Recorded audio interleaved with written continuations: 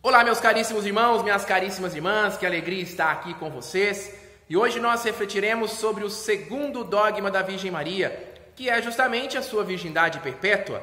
Este dogma que foi proclamado pela Igreja Católica no ano de 553, durante o segundo concílio de Constantinopla, vem nos afirmar, vem nos garantir que a Virgem Maria é virgem perpétua, ou seja, que ela era virgem antes do nascimento de Jesus, permaneceu virgem no nascimento de Jesus e mesmo depois do nascimento de Jesus, continuou virgem perpetuamente.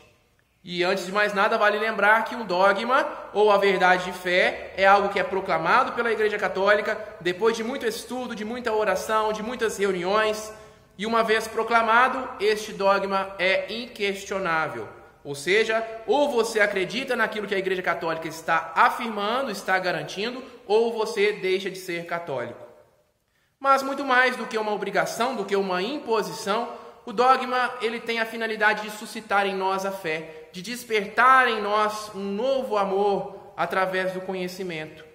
Uma vez que existiam dúvidas sobre um determinado assunto, a Igreja então proclama a verdade sobre aquele mesmo assunto, a fim de que os fiéis, que somos nós, possamos nos apegar àquela verdade e desenvolver em nós o amor por Deus. Por isso, hoje nós estamos aqui para aprender um pouco mais sobre esse dogma da Virgem Maria. É claro que nesse vídeo nós não esgotaremos o assunto. Por isso eu peço a você que se sinta provocado, meu irmão, minha irmã, a estudar cada vez mais, aprender cada vez mais sobre a sua fé, para que Deus desenvolva em você esse amor recíproco, esse amor mútuo que Ele quer ter com cada um de nós.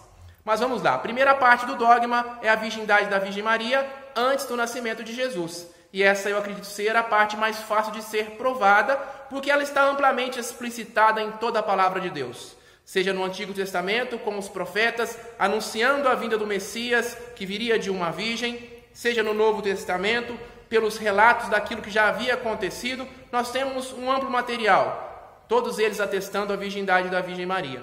E eu escolhi para vocês um texto que está no Evangelho segundo São Mateus, capítulo 1, versículo 18 seguintes, que nos fala: Eis como nasceu Jesus Cristo.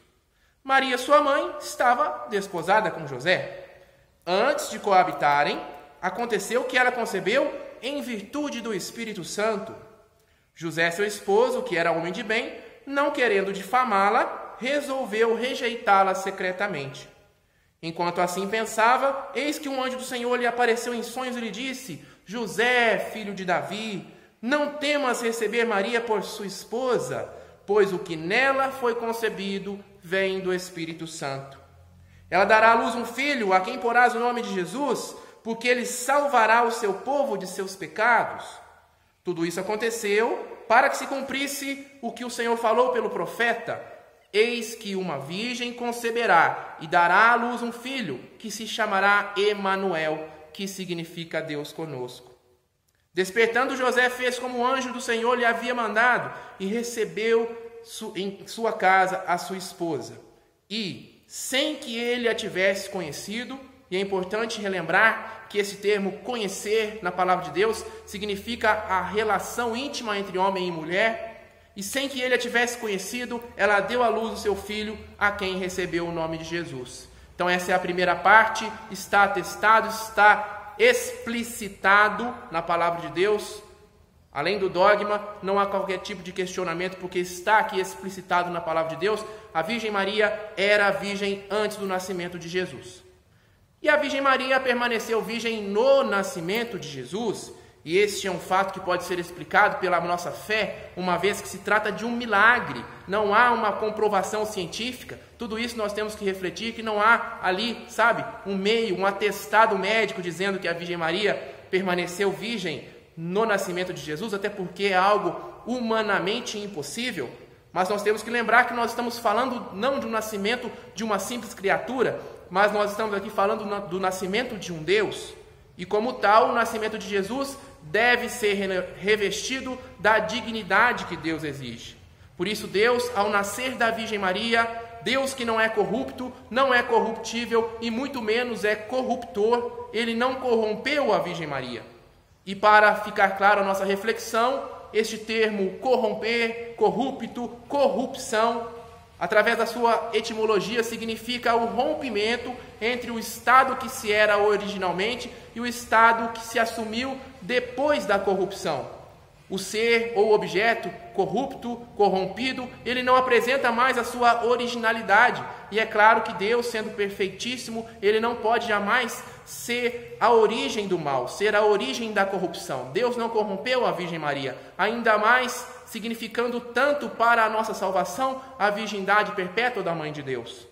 Mas, para contextualizar o que eu estou dizendo, quero ler com vocês um texto que está em Êxodo. Êxodo capítulo 3, versículo 1 seguintes, que diz: Moisés apacentava o rebanho de Jetro, seu sogro, sacerdote de Madiã. Um dia em que conduziram o rebanho para além do deserto, chegou até a montanha de Deus, Horebe. O anjo do Senhor apareceu-lhe numa chama que saía do meio de uma sarça. Moisés olhava, a sarça ardia, mas não se consumia. Vou me aproximar, disse consigo, para contemplar esse extraordinário espetáculo e saber por que a sarça não se consome. Então Deus apareceu para Moisés numa sarça ardente, numa sarça que pegava fogo, e embora essa sarça estivesse em chamas, ela não se consumia, porque Deus não é corruptor. E aí imagine só, se ele teve esse cuidado com uma planta, quanto mais com a mãe do seu filho Jesus. Por isso Maria permaneceu virgem mesmo durante o parto de Jesus. Mesmo durante o nascimento de Jesus, a Virgem Maria não foi corrompida pelo nascimento de Deus, que, como eu disse, obviamente foi revestido pela dignidade de Deus, pela dignidade que esse acontecimento exige. E por fim, a Virgem Maria permaneceu virgem mesmo depois do nascimento de Jesus. E essa, embora seja a parte mais difícil de ser provada, é a parte mais fácil de ser acreditada, porque nós podemos usar para isso duas coisas: a questão lógica e fazer uma comparação com a nossa própria vida. Porque a Virgem Maria é a cheia de graça, está na palavra de Deus, aquela que é completamente tomada pela graça de Deus, aquela que é inteiramente pertencente a Deus, eis aqui a escrava do Senhor, antes do nascimento de Jesus. E aí, como a Virgem Maria disse o seu sim, disse o seu fiat para o anjo, o Espírito de Deus veio sobre a Virgem Maria e a envolveu com a sua sombra, e então a graça de Deus superabundou na Virgem Maria, a tal ponto que ela gerou outra vida dentro de si. A ação do Espírito Santo na Virgem Maria, a graça de Deus na Virgem Maria é tão abundante, como eu disse, superabundou, a ponto de gerar uma vida dentro dela. Da Virgem Maria gerou-se uma outra vida, que é Jesus. E aí então, por uma questão de lógica, a Virgem Maria era cheia de graça, era toda de Deus antes do nascimento de Jesus, como o anjo afirma, o arcanjo Gabriel que aparece para ela e diz: ave cheia de graça. Virgem Maria já era cheia de graça, não, o anjo Gabriel não disse ave aquela que será cheia de graça. Então a Virgem Maria era toda de Deus, cheia de graça, totalmente tomada por Deus antes do nascimento de Jesus. No nascimento de Jesus, aquela graça superabundou, o Espírito Santo envolveu a Virgem Maria com a sua sombra, por isso o ente que nasceu de Maria é chamado Filho de Deus. E aí depois do nascimento de Jesus, a Virgem Maria se cansou simplesmente. A Virgem Maria disse: não, agora eu não quero saber mais disso não quero saber mais desse plano de salvação, desse negócio de Jesus, cansei. Agora eu vou tirar minhas férias. Aí entrou lá na internet, comprou uma passagem aérea, foi para as Bahamas, foi para a praia, foi curtir a vida, não quero saber desse plano de Deus mais não. Você acha que foi isso que aconteceu? É claro que não, é lógico que não, é óbvio que não, é uma questão de lógica. Se a Virgem Maria não teve nenhum evento, não teve nada que contrapôs a sua servidão a Deus, muito pelo contrário, quanto mais nós servimos a Deus, mais o nosso coração vai se dilatando e mais nós vamos entrando na intimidade do nosso Senhor. E para contextualizar o que eu estou dizendo, eu quero ler com vocês algo que está na profecia de Ezequiel, Ezequiel 43, quando nos fala da volta do Senhor, ou no caso da primeira vinda, e o Senhor está falando com Ezequiel a respeito das condições do templo.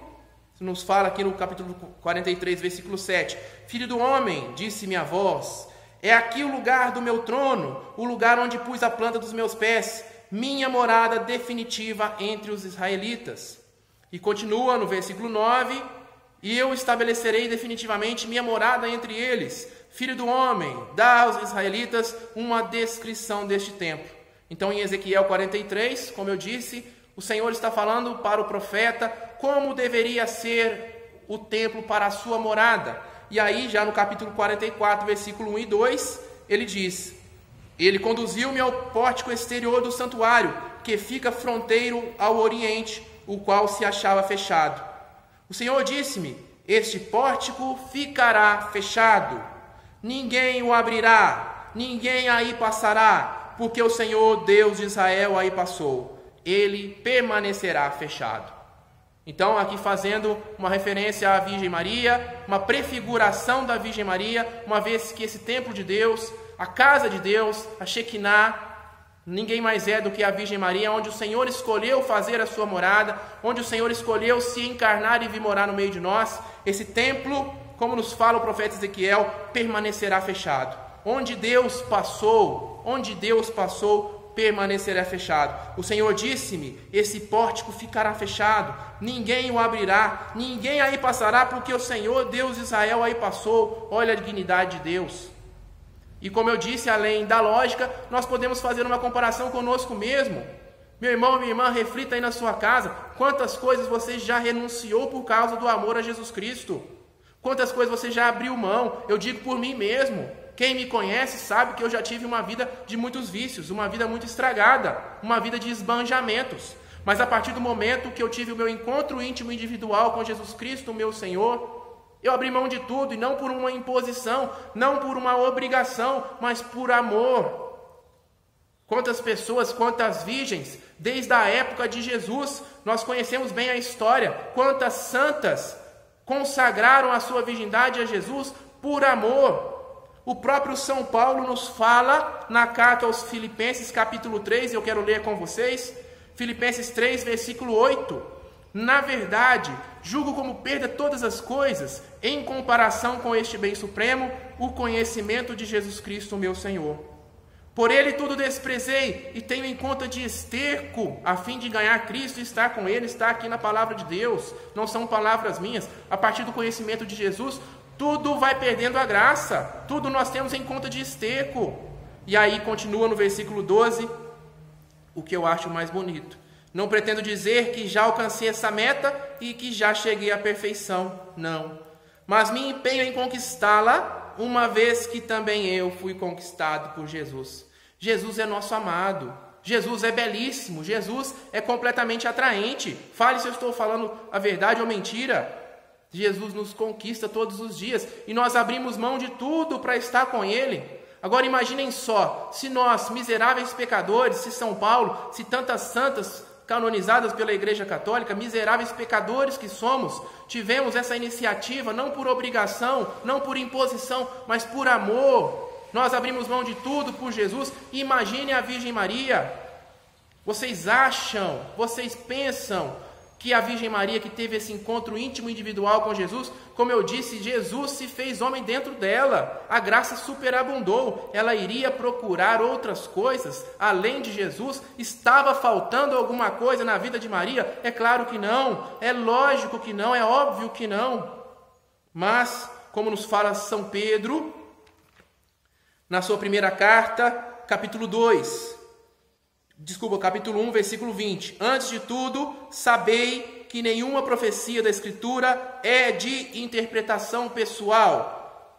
Antes de tudo, sabei que nenhuma profecia da Escritura é de interpretação pessoal. E continua no capítulo 3, versículo 16. Nelas há algumas passagens difíceis de entender, cujo sentido os espíritos ignorantes ou pouco fortalecidos deturpam para a sua própria ruína. E eu estou dizendo isso porque, infelizmente, nós ouvimos muitas pessoas dizerem: porque a Virgem Maria teve outros filhos. Na palavra de Deus, inclusive no Evangelho, você vê dizendo dos irmãos de Jesus, Tiago, Simão, Judas, Tadeu. E aí a pessoa quer interpretar a Bíblia como se ela tivesse sido escrita semana passada ali na esquina. Meus irmãos, prestem atenção. A Bíblia foi escrita, o Novo Testamento, há quase 2000 anos, numa linguagem completamente diferente da nossa, numa cultura completamente diferente da nossa. Sim, você acha na Bíblia dizendo essa palavra, o irmão de Jesus, os irmãos de Jesus, mas vocês acham que a mesma significação que tem para nós na língua portuguesa de 2000 anos depois, é a mesma significação que tem há 2000 anos atrás, como eu disse, numa linguagem diferente, numa cultura totalmente diferente? Será que as mesmas palavras que existem numa língua existem na outra? É claro que não, é lógico que não. Então, São Judas Tadeu, São Tiago Menor, eram primos de Jesus, irmão, significa isso, parente próximo. Ah, Flávio, mas tem uma outra passagem da Bíblia que fala que Jesus é o primogênito da Virgem Maria. E aí a pessoa que quer falar que a Virgem Maria teve outros filhos baseada nessa passagem, ela entende ainda menos de Bíblia. Porque se você ler todo o Antigo Testamento, e aí vou resumir para vocês, leiam apenas o livro do Gênesis, você me dirá o que é que significa ser primogênito na palavra de Deus. O primogênito, meu irmão, minha irmã, é aquele ungido por Deus, é o escolhido para receber do Pai as suas bênçãos, a sua herança. Esse é o papel do primogênito. Leia na palavra de Deus no Antigo Testamento. E sim, Jesus, ele é o primogênito da Virgem Maria, aquele escolhido para ser um ungido, para receber do Pai as suas bênçãos. Não quer dizer que a Virgem Maria teve o primeiro filho porque depois teve 2, 3, 4, não é nada disso. Mas como São Pedro nos fala, as pessoas querem interpretar a Bíblia da sua própria cabeça, aquilo, entra no quarto, eu acho que é isso, e depois sai falando algo que não sabem. O fato, meus irmãos e minhas irmãs, é que as pessoas que querem encontrar a verdade, Deus derrama sobre elas o Espírito e lhes dá essa graça. Mas as pessoas que se acham donas da verdade, essas pessoas são envolvidas cada vez mais na ignorância. É o que nos fala São Tiago na sua carta, capítulo 4. Deus resiste aos soberbos, mas dá a sua graça aos humildes. Por isso eu peço a Deus que cada dia mais nós sejamos como a Virgem Maria, entregues a Deus, os escravos do Senhor, para que o Senhor tenha misericórdia de nós e nos dê a alegria de aprofundarmos cada vez mais no seu conhecimento e no seu amor. Louvado seja nosso Senhor Jesus Cristo, para sempre seja louvado.